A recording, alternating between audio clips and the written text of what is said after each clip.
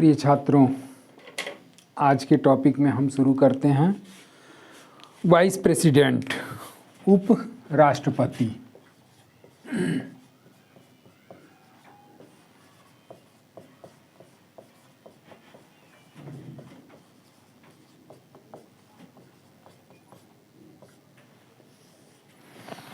ये जो उपराष्ट्रपति का पद है, ये उपराष्ट्रपति का पद किस देश के संविधान से ग्रहण किया गया है? तो उपराष्ट्रपति का जो पद है, ये आपका अमेरिका के संविधान से ग्रहण किया गया है।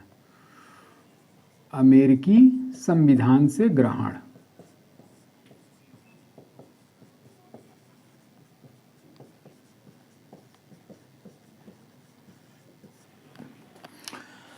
तो इस तरीके से भारत में जो उपराष्ट्रपति का पद है वो अमेरिका के संविधान से ग्रहण किया गया है।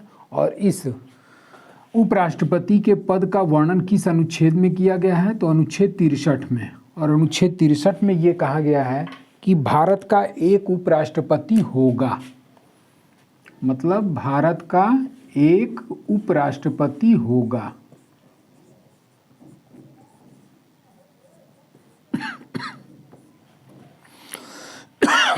उसके बाद से आता है आपका अनुच्छेद 64। और अनुच्छेद 64 में ये कहा गया है कि उपराष्ट्रपति राज्यसभा का पदेन सभापति होगा। राज्यसभा का पदेन सभापति। अब ये जो पदेन सभापति कुछ लोगों को नहीं समझ में आ रहा होगा, तो पदेन का मतलब ये होता है कि जो भी व्यक्ति उपराष्ट्रपति के पद पर निर्वाचित होता है, ऑटोमेटिक उसको राज्यसभा का सभापति मान लिया जाता है। अब जब ये राज्यसभा का पदेन सभापति हो गया, तो अनुच्छेद 65 में यह कहा गया है कि यदि उपराष्ट्रपति कार्यवाहक राष्ट्रपति के रूप में कार्य करता है, तो उस कंडीशन में वो सभापति या राज्यसभा के कर्तव्यों का पालन नहीं करेगा। तो अब अगला अनुच्छेद कौन सा आपका आ गया? अनुच्छेद 65। और अनुच्छेद 65 में ये कहा गया है कि उपराष्ट्रपति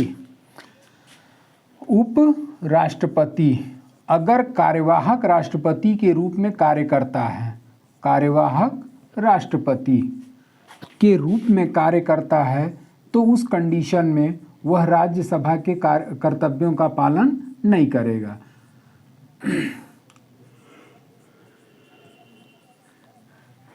राज्यसभा के कर्तव्यों का पालन नहीं करेगा। तो उस कंडीशन में अब जब राज्यसभा का सभापति नहीं है और ये राज्यसभा का सभापति कार्यवाहक राष्ट्रपति के रूप में कार्य कर रहा है, तो इस राज्यसभा के कर्तव्यों का पालन कौन करेगा? तो यह राज्यसभा के कर्तव्यों का पालन राज्यसभा का उपसभापति होता है। और उस राज्यसभा के उपसभापति का निर्वाचन राज्यसभा सदस्यों द्वारा किया जाता है। अब आ जाते हैं हम लोग अनुच्छेद 66 पर। और अनुच्छेद 66 में इसके निर्वाचन के संबंध में प्रावधान दिया गया है। निर्वाचन। और इसके निर्वाचन में शामिल कौन होता है? तो इसके निर्वाचन में संसद के दोनों सदनों के सदस्य, संसद और इस संसद के दोनों सदन यानी कि लोकसभा और राज्यसभा, इस दोनों सदनों के कौन शामिल होता है? सदस्य शामिल होते हैं। अब यहाँ पर क्या उपराष्ट्रपति के निर्वाचन में मनोनीत सदस्य भाग लेते हैं? जैसे कि हम लोग राष्ट्रपति वाले चैप्टर में पढ़े हैं कि राष्ट्रपति के निर्वाचन में मनोनीत सदस्य भाग नहीं लेते, क्योंकि वहाँ पे जो राष्ट्रपति के निर्वाचन का जो हिस्सा या भाग है वो निर्वाचक मंडल के रूप में जाना जाता है। और उस निर्वाचक मंडल में ये दिया गया है कि संसद के दोनों सदनों के निर्वाचित सदस्य, यानी कि केवल निर्वाचित सदस्य ही भाग लेंगे, मनोनीत सदस्य भाग नहीं लेते। जबकि उपराष्ट्रपति के निर्वाचन में क्या शब्द आया है? तो संसद और इस संसद के दोनों सदन, एल यानी कि लोकसभा, आर यानी कि राज्यसभा, और इस दोनों सदनों के क्या हो गए? सदस्य। यानी कि इसमें निर्वाचित और प्लस मनोनीत, ये दोनों सदस्य उपराष्ट्रपति के निर्वाचन में भाग लेते हैं। अब इनके निर्वाचन की रीति क्या है? इनके निर्वाचन की रीति या प्रक्रिया जो है तो वही प्रक्रिया अपनाई जाती है जो राष्ट्रपति के निर्वाचन में अपनाई जाती है। तो उपराष्ट्रपति का निर्वाचन भी अप्रत्यक्ष रूप से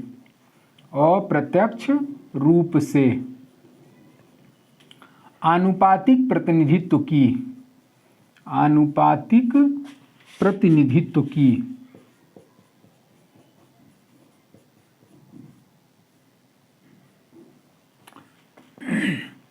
एकल संक्रमणीय मत पद्धति द्वारा किया जाता है।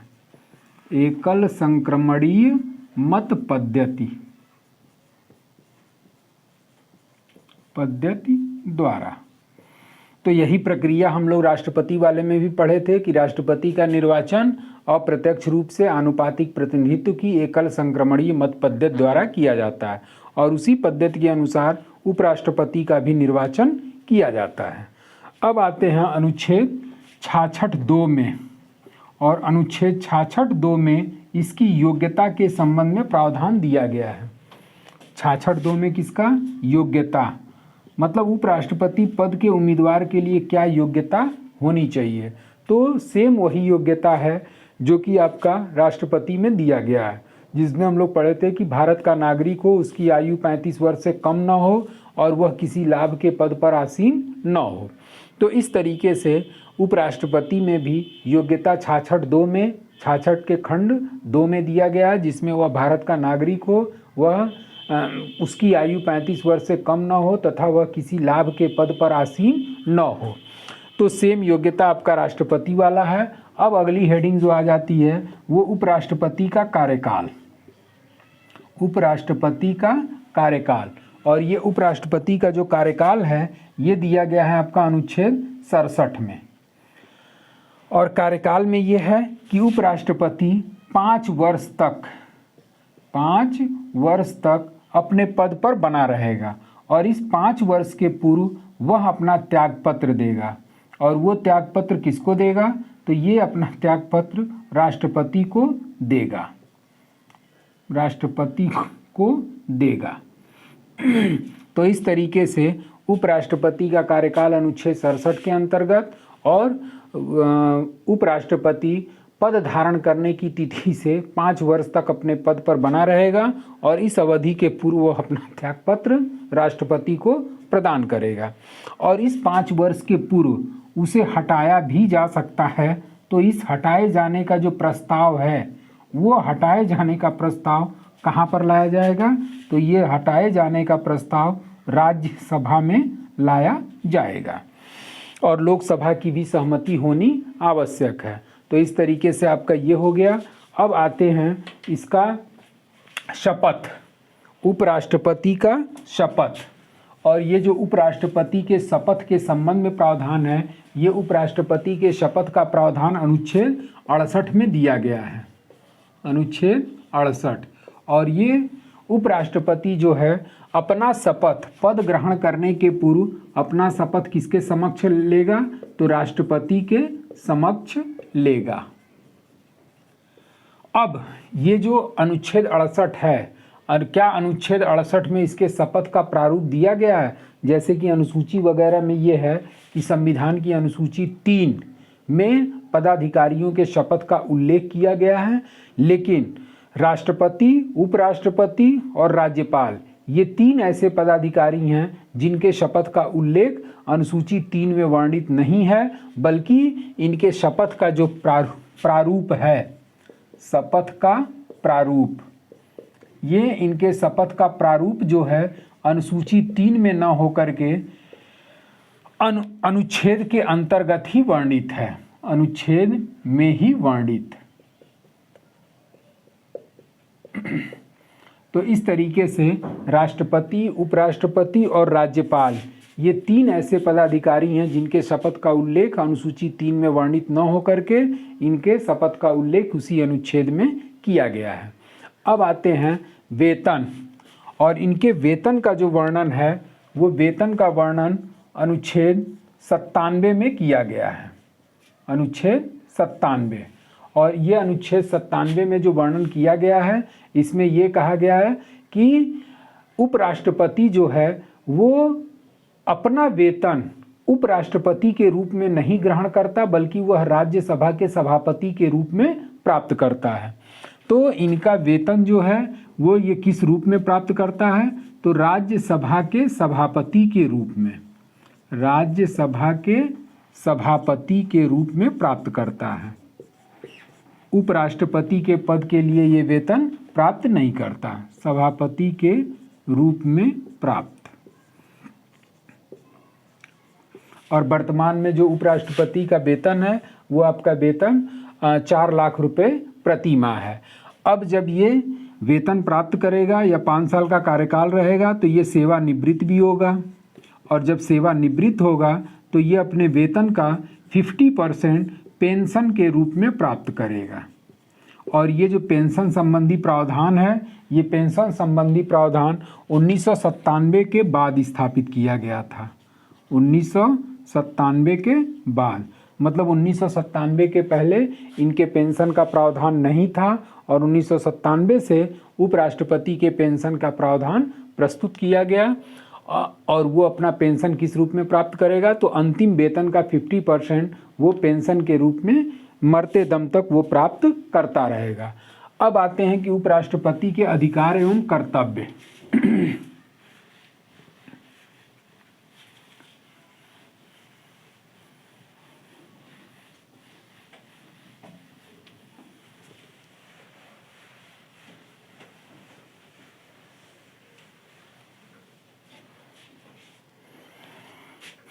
उपराष्ट्रपति के अधिकार एवं कर्तव्य।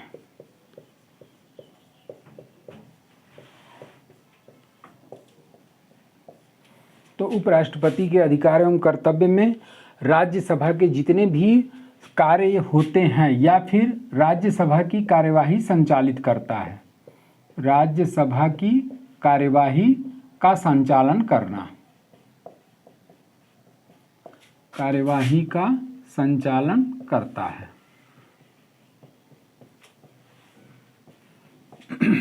उसके बाद से चूंकि ये राज्यसभा का अभी हम लोग पढ़े हैं कि राज्यसभा का पदेन सभापति होता है, तो जितने भी राज्यसभा की कार्यवाही संचालित की जाएगी उस कार्यवाही का संचालन उपराष्ट्रपति के द्वारा किया जाएगा। फिर उसके बाद से दूसरा आपका हो जाता है कि राष्ट्रपति की अनुपस्थिति में कार्यवाहक राष्ट्रपति के रूप में कार्य करता है। तो राष्ट्रपति के अनुपस्थिति में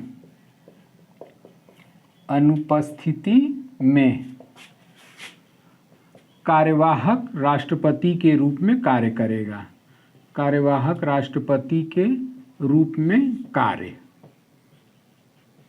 उसके बाद से जो इसमें तीसरा होता है कि तीसरे में यह है कि अगर राज्यसभा में किसी चीज़ को लेकर के मतदान किया गया और वो मतदान क्या रहा, टाई रहा, बराबर रहा, तो उस कंडीशन में टाई होने की दशा में, मत बराबर होने की दशा में राज्यसभा सभापति अपना निर्णायक मत प्रदान करता है।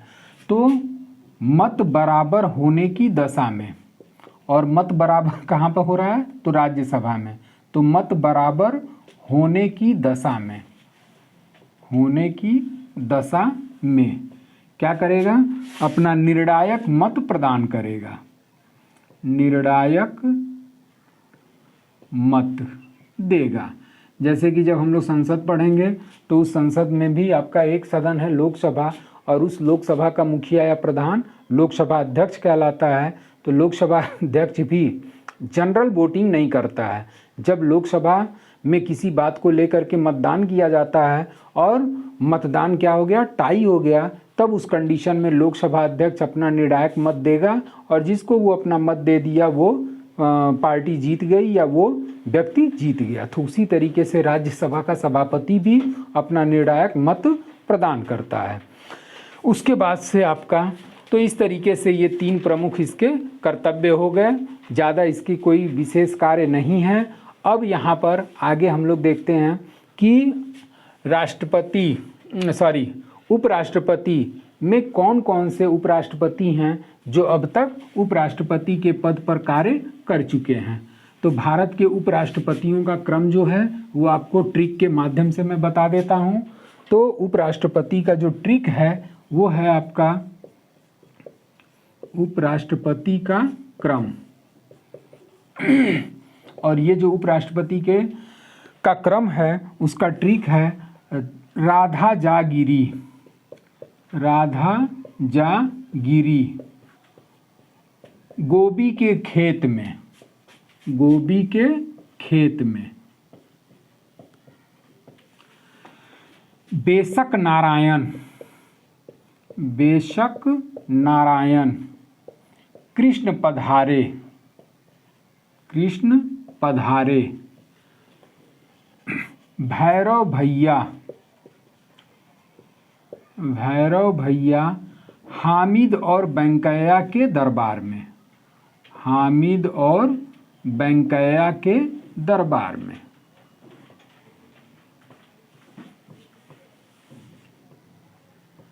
तो इस तरीके से जितने भी आपके उपराष्ट्रपति हैं वो सभी उपराष्ट्रपतियों का नाम इसमें छुपा हुआ है और इसी ट्रिक के माध्यम से क्रम वाइज राष्ट्रपतियों का नाम निकलता चला जाएगा। जैसे राधा, राधा से सर्वपल्ली राधा कृष्णन, जा से जाकिर हुसैन, गिरी से बीबी गिरी, गो से गोपाल स्वरूप पाठक, बी से बीडी जत्ती, मे से मोहम्मद हिदायतुल्ला, बे से आर वेंकट रमन, शक से शंकर दयाल शर्मा, नारायण जो कि उपराष्ट्रपति वाले ट्रिक में भी हमने बताया था, तो नारायण से आपका KR नारायणन, कृष्ण से कृष्णकांत, भैरव से भैरव सिंह शेखावत, हामिद से हामिद अंसारी और वेंकैया से आपके हो गए वेंकैया नायडू। तो इस तरीके से ये ट्रिक याद कर लीजिए। राधा जा गिरी गोभी के खेत में, बेशक नारायण कृष्ण पधारे, भैरव भैया हामिद और वेंकैया के दरबार में। जितने भी उपराष्ट्रपति हैं सबका नाम इसमें छुपा हुआ है। अब इसमें कुछ ऐसे राष्ट्रपति हुए जो निर्विरोध चुने गए थे। तो अब इसमें से निर्विरोध चुने जाने वाले राष्ट्रपति, उपराष्ट्रपति, निर्विरोध चुने जाने वाले उपराष्ट्रपति।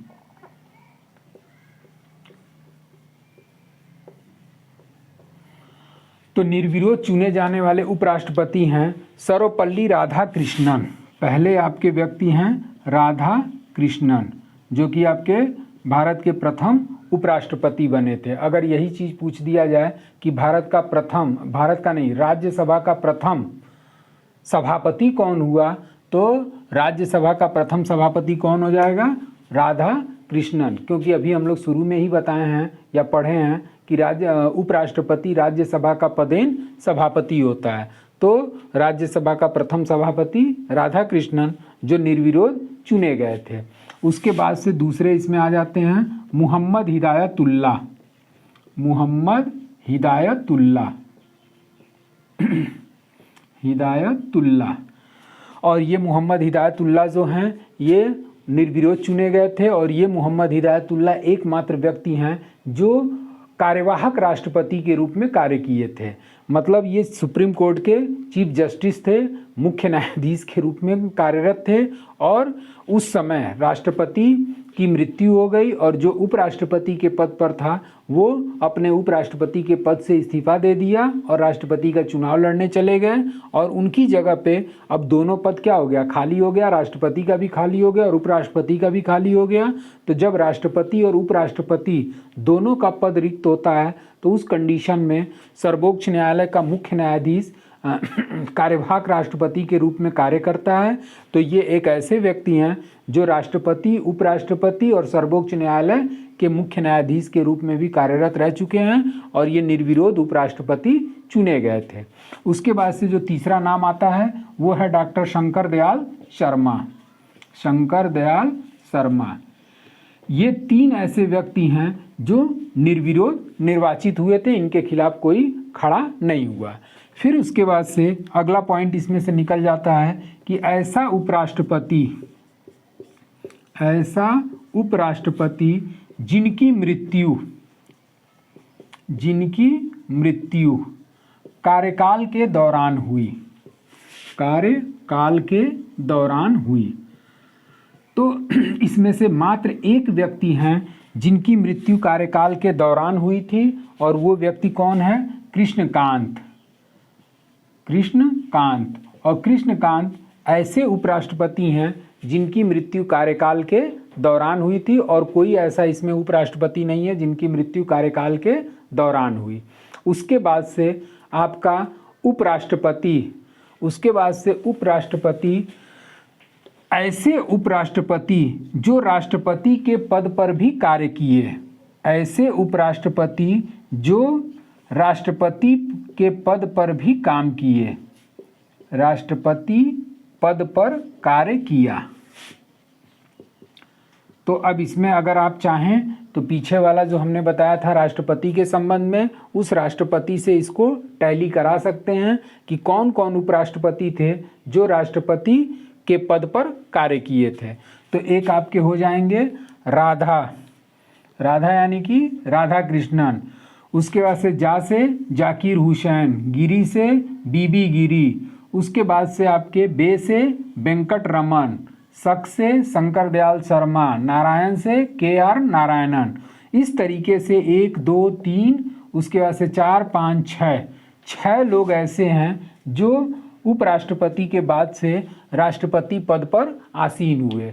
उसके अलावा इसमें से 2 ऐसे राष्ट्रपति हैं, दो ऐसे उपराष्ट्रपति हैं जो अपना कार्यकाल पूरा करने के पूर्व राष्ट्रपति चुन लिए गए थे। तो अगले पॉइंट के रूप में हम लोग क्या कर सकते हैं, कार्यकाल पूर्ण होने के पूर्व, कार्यकाल पूर्ण होने के पूर्व राष्ट्रपति चुने गए। तो इसमें से केवल 2 व्यक्ति ऐसे हैं जो अपना कार्यकाल, उपराष्ट्रपति का कार्यकाल पूर्ण होने के पूर्व ही राष्ट्रपति चुन लिए गए, और उसमें इसका आंसर आ जाएगा VV गिरी और R वेंकट रमन। और ये दोनों ऐसे व्यक्ति हैं जो अपना उपराष्ट्रपति का पद पूर्ण नहीं किए और उसके पहले ही ये राष्ट्रपति चुन लिए गए। तो इस तरीके से ये हो गया। अब एक तरीके से आपका राष्ट्रपति और उपराष्ट्रपति दोनों के संबंध में हमने व्याख्या कर दिया। अब थोड़ा सा आप लोग कंसेप्ट क्लियर कर लीजिए कि दोनों राष्ट्रपति और उपराष्ट्रपति में क्या क्या अंतर निकाला जा सकता है, मतलब राष्ट्रपति और उपराष्ट्रपति के पद में क्या क्या अंतर निकाला जा सकता है। तो एक तरीके से आपका इसको 2 कॉलम के रूप में हम लोग देख लेते हैं। एक कॉलम में आपके राष्ट्रपति हो गए और दूसरे कॉलम में आपके उपराष्ट्रपति हो गए,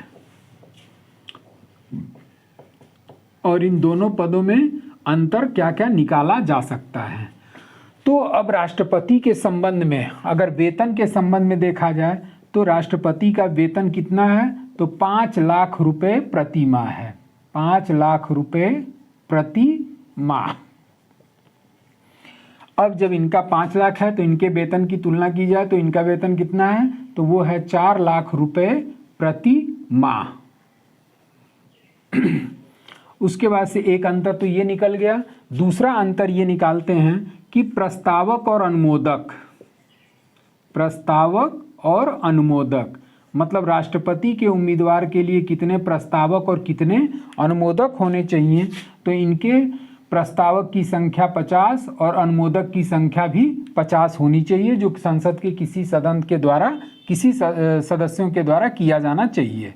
उसके बाद से आपका इसमें उपराष्ट्रपति पद के उम्मीदवार के लिए 20 प्रस्तावक और 20 अनुमोदक होने चाहिए। उसके बाद से इनको किस तरीके से हटाया जाता है, तो इनको हटाए जाने का प्रक्रिया जो है, हटाया जाना, उस हटाए जाने की प्रक्रिया क्या कहलाती है, महाभियोग प्रक्रिया कहलाती है। जबकि इनको हटाने के संबंध में क्या किया जाता है, तो प्रस्ताव लाया जाता है, और वो प्रस्ताव कहाँ लाया जाएगा, तो राज्यसभा में। चूंकि ये राज्यसभा का सभापति होता है तो इसी राज्यसभा में इनको हटाने का प्रस्ताव लाया जाता है। और जब प्रस्ताव लाया जाएगा तो उस कंडीशन में राज्यसभा ने जब उसको पारित कर दिया तब फिर ये लोकसभा की सहमति होनी आवश्यक है, और इनके जो हटाए जाने का प्रस्ताव लाया जाता है वो साधारण बहुमत के द्वारा लाया जाता है। और इनके हटाए जाने का प्रस्ताव, जिसे महाभियोग के नाम से जाना जाता है, ये किसी भी सदन में प्रस्तुत किया जा सकता है। और जिस सदन में प्रस्तुत किया गया उसमें 2/3 सदस्यों का बहुमत होना अनिवार्य है और इसमें मनोनीत सदस्य शामिल नहीं होते। ठीक, उसके बाद से इनकी पद रिक्ति अगर इनकी पद रिक्ति होती है तो 6 महीने के भीतर भरा जाना चाहिए। 6 माह के भीतर क्या करना चाहिए? भरा जाना चाहिए। जबकि इनके पद रिक्ति के संबंध में कोई विशेष इस तरीके का प्रावधान नहीं है। कोई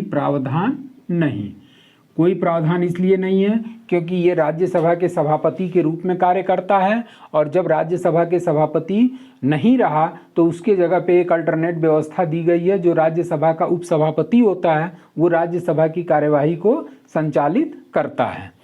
तो इस तरीके से आपका ये कुछ मूलभूत अंतर आपके सामने हैं कि राष्ट्रपति का वेतन 5 लाख रुपया। अब और भी अगर निकालना चाहें तो उस कंडीशन में इनको अध्यादेश जारी करने की शक्ति प्राप्त है।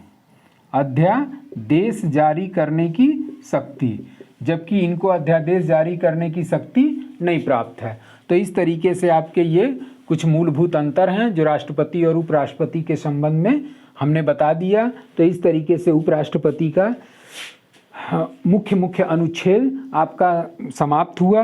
अब अगले टॉपिक में या अगले क्लास में हम लोग संसद के संबंध में हम लोग पढ़ना शुरू करेंगे, और ये संसद का टॉपिक जो है ये थोड़ा लंबा चलेगा।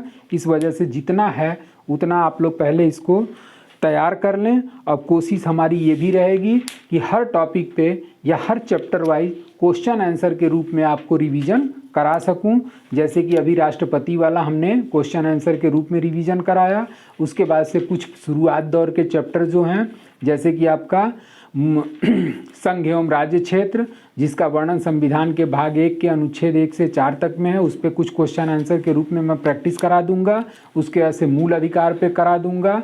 और आपका तीसरा जो चैप्टर राज्य का नीति निदेशक तत्व और मूल कर्तव्य एक साथ जो वीडियो अपलोड हुआ है, उस पर भी क्वेश्चन आंसर के रूप में हम प्रैक्टिस करा देंगे कि किस किस टाइप के क्वेश्चन भिन्न भिन्न परीक्षाओं में पूछे जाते हैं, या फिर विगत परीक्षाओं में जो भी क्वेश्चन इन चैप्टर से उठाए गए हैं उन क्वेश्चन को उठा करके मैं आपको सामने प्रैक्टिस के रूप में सॉल्व कराऊंगा, ताकि आपको एक अंदाज़ा लग सके कि किस किस टाइप का क्वेश्चन किन किन परीक्षाओं में पूछता है। उसी को बेस बनाते हुए हम आगे की रणनीति तैयार करें और अपने अच्छे सी तैयारी करें, ताकि हम कोई भी एग्ज़ाम क्लिक कर जाएं। तो आज के लिए बस इतना ही।